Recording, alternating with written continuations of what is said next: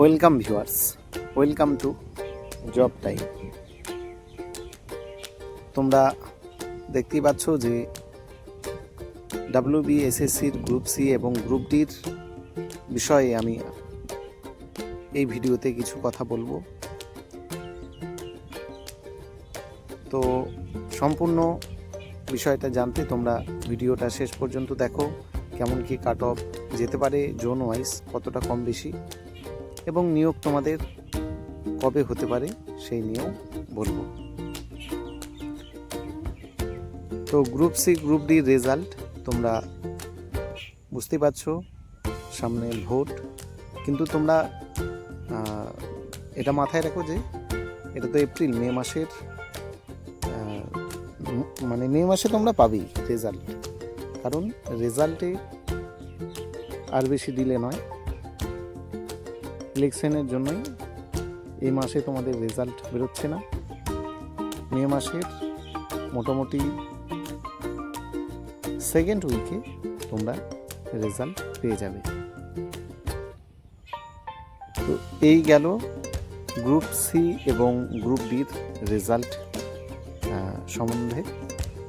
এরপর আসবো তোমাদের নিয়োগ কবে। তো নিয়োগের আগে অনেকগুলো প্রসেস তোমরা জানোই, যে রেজাল্ট আউট হতে হবে, তারপর ভেরিফিকেশনের জন্য তোমাদের ডাকা হবে, তারপর ইন্টারভিউ আছে, তারপর কাউন্সিল আছে।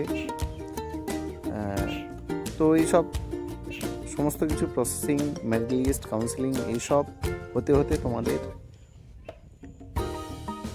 যে প্রসেসটা আছে, যেহেতু মাঝে ইন্টারভিউ, স্কিল টেস্ট, এইসব স্টেপগুলো আছে, সেই ক্ষেত্রে আমরা হাতে আরও 2 মাস নিয়ে চলব। তো মে,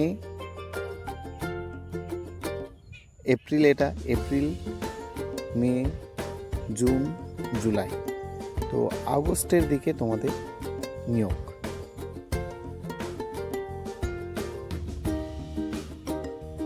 তো আগস্টের আগে হলে খুবই ভালো, কিন্তু শেষমেশ যেটা মনে হচ্ছে যে আগস্টের দিকেই তোমাদের নিয়োগের সম্ভাবনা সবথেকে বেশি, কারণ SLSTর ক্লাস 9 এবং 10-এর যে ইন্টারভিউ, সেটা এখনও কমপ্লিট হয়নি, ভেরিফিকেশন চলছে। তো এসব ভেরিফিকেশন, তারপর ইন্টারভিউ, তারপর তাদের মেরিট লিস্ট, কাউন্সিলিং, তো তার সঙ্গে সঙ্গে গ্রুপ সি এবং গ্রুপ ডির যে স্টেপগুলো, ইন্টারভিউ, কাউন্সিলিং, সব পাশাপাশিভাবে চলবে। তো আশা করছি ক্লাস 9, 10-এর যে সময় তাদের জয়নিং হবে, ঠিক তার সঙ্গে সঙ্গে গ্রুপ সি এবং গ্রুপ ডির, বা তার হতে পারে 1-2 সপ্তাহ পরেই গ্রুপ সি এবং গ্রুপ ডির যে জয়নিং সেটা হবে। তো এটা গেল, আমরা মোটামুটি এপ্রিল, মে, জুন, জুলাই, আগস্টের দিকে আমরা ধরে রাখছি যে তোমাদের নিয়োগটা হতে পারে। এরপর জোন ওয়াইজ কাট অফ।